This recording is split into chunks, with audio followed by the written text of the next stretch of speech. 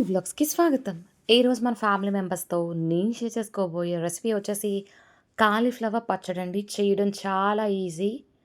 ఇది అమ్మ వాళ్ళ ఇంట్లో అయితే అమ్మ చెప్తుంటే నేను చేస్తూ ఉన్నాను. నా దగ్గర ట్రైపాడ్ కూడా లేదు. సో, మీరే అడ్జస్ట్ చేసుకొని మరి చూసేయిద్దాం. చూసేయండి. చకచకా చేసేయండి. ముందుగా ఒక పెద్ద కాలీఫ్లవర్ అయితే తీసుకొని, వాటిని చిన్న చిన్న ముక్కల కింద లేకపోతే విడిగా చిన్న చిన్న పువ్వుల కింద అయితే తీసుకోవాలి. అలాగే 3 నిమ్మకాయలు కట్ చేసి అయితే తీసుకోవాలండి. నేను తీసుకున్న కాలీఫ్లవర్‌కి 3 నిమ్మకాయల రసం సరిపోతుంది. ఇప్పుడు కాలీఫ్లవర్‌ని శుభ్రం చేసుకున్నాను. ఈ సైజులో ఉంటే బావుంటాయట. సో, ఇలా మొత్తం అన్నీ క్లియర్ చేసేసుకున్నాను. చేసిన తర్వాత వాటిని ఒక 2 సార్లు కడిగైతే తీసుకోవాలి. తీసుకుని ఇలా ఒక చిల్లుల బుట్ట తీసుకొని అందులోకి ఈ కాలీఫ్లవర్‌నయితే వేసేసి ఒక 2 నిమిషాలు అలా వదిలేయాలి.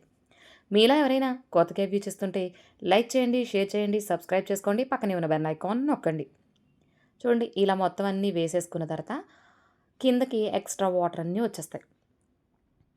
ఒక 2, 3 నిమిషాలు అలా వదిలేయండి. ఈలోపు మనం ముందుగా తీసుకున్న నిమ్మకాయలున్నాయి కదా! వాటిని కట్ చేసి అయితే తీసుకున్నాను. ఒక చిన్న గిన్నె తీసుకొని అందులోనే ఈ 3 నిమ్మకాయల రసాన్నయితే పిండేస్తున్నాను. ఇదే టైంలో కొత్తిమీర పచ్చడి కూడా పెట్టేసింది. బట్ అది వీడియో తీయడం కుదరలేదు. అదేనండి కొద్దిగా కొత్తిమీర కనిపిస్తుంది. ఇప్పుడు మనం ఒక 2, 3 నిమిషాల తర్వాత ఒక క్లాత్ తీసుకొని దానిపైన ఈ కాలీఫ్లవర్‌ని మనం ఏదైతే చిన్న చిన్న పువ్వుల కింద చేసుకున్నామో వాటిని ఇలాగా ఎండబెట్టాలి. ఒక గంట, 2 గంటలు ఎండినా ఏం పర్వాలేదు. తడంటూ ఉండకుండా చూసుకోవాలి. అలాగే నిమ్మకాయ రసాన్ని కూడా పక్కన పెట్టేసానండి. నేను వీడియో తీసుకుంటానని చెప్పాను. బట్ ఆ అమ్మ కిందకి తీసుకొచ్చేసి ఎండలో ఎందుకు పైకి వెళ్దాం అని కిందకి తీసుకొచ్చి పచ్చడి కలిపేయడానికి రెడీ చేసేసింది. ఏం చేసిందా అని అడిగితే ఒక గ్లాసు ఆవాలు మిక్సీ పట్టేసి వేశాను. అర గ్లాసు ఉప్పు, ఒక గ్లాసు కారం వేసుకున్నాను. అలాగే ఒక స్పూన్ మెంతులు వేసుకోవాలి. వీటన్నిటిని కూడా ఒకసారి మిక్స్ చేసేసుకోవాలి అంది. అందులోనే నిమ్మరసం కూడా వేసేస్తున్నాను.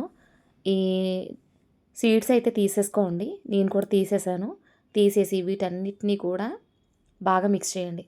నేను చెప్పిన మెజర్‌మెంట్ అయితే ఖచ్చితంగా అంతే మెజర్‌మెంట్ అండి. అందులోనే ఒక 10 వెల్లుల్లి రేఖలైతే వేసుకోవాలి. కరెక్ట్‌గా వీడియో తీయలేకపోయాను కానీ టేస్ట్ అయితే బావుంటుంది. పక్కా కొలతలండి. మన ఇంట్లో కూడా మనం ఈజీగా చేసేసుకోవచ్చు ఈ పచ్చడినైతేని.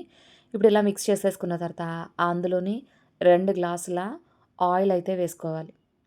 ఇది ఎక్కువ రోజులు నిలవుండదు. ఒక వారం రోజులు మాత్రమే నిలవుంటుంది ఈ పచ్చడైతే.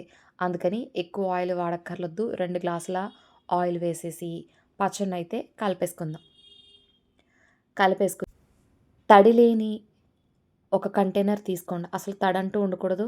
తడుంటే పచ్చడి పాడైపోతుందట. సో, అందుకని తడి లేని ఒక కంటైనర్ కానీ, డబ్బా గానీ ఏదైనా తీసుకోవాలి. బాగా మిక్స్ చేసిన తర్వాత ఆ డబ్బాలో గానీ, కంటైనర్‌లో గానీ, గ్లాస్ జార్‌లో గానీ వేసుకోవాలి. చూడండి ఆ అమ్మ అయితే ఈ డబ్బా ఇచ్చింది. ఇందులోకి వేయమని చెప్పేసి. తడి అస్సలు ఉండకూడదండి. తడుంటే పచ్చడి పాడైపోతుంది. అది మాత్రం గుర్తుపెట్టుకోండి. ఇప్పుడు ఆ కంటైనర్‌లోకి ఈ పచ్చడినైతే వేసేసుకుందాం. ఒక్కరోజు అలా వదిలేయండి. చాలా టేస్టీగా ఉండే కాలీఫ్లవర్ పచ్చడైతే రెడీ అయిపోయింది. ప్రాసెస్ అంతా కూడా చాలా ఈజీ. చాలా చాలా ఈజీ. ఎవ్వరైనా చేసేయొచ్చు. అవే మెజర్‌మెంట్స్. కాకపోతే నేను వీడియో అయితే సరిగ్గా షూట్ చేయలేకపోయాను అంతే. మా ఇంటికొచ్చేసాను. వచ్చిన తర్వాత పచ్చడి ఎలా ఉందా అని చూస్తున్నా. చూడండి దీని నిండా ఉండే పచ్చడి సగం అయిపోయింది. చూసారా? ఇప్పుడు దీన్ని వేరే కంటైనర్‌లోకైతే వేసేసుకుంటున్నాను. ఎందుకంటే ఇది ఫటాఫట్‌గా అయిపోతుంది కాబట్టి. కొద్దిగా ఎక్కువే ఉందండి. నేను తీసుకున్న గ్లాస్ జార్ కంటని. అందులో వేస్తుంటేనే మంచి వాసన. అబ్బబ్బా! ఆవకాయ పచ్చడి ఇంకెన్ని రోజుల్లో రాదని చెప్పాను. సో, అమ్మ ఇట్టిట్టే కొత్తిమీర పచ్చడి, కాలీఫ్లవర్ పచ్చడి అయితే పెట్టించింది. కొత్తిమీర పచ్చడి అయితే మా పిల్లలు చాలా ఇష్టంగా తింటున్నారు. దానికి మించి ఈ పచ్చడుంది.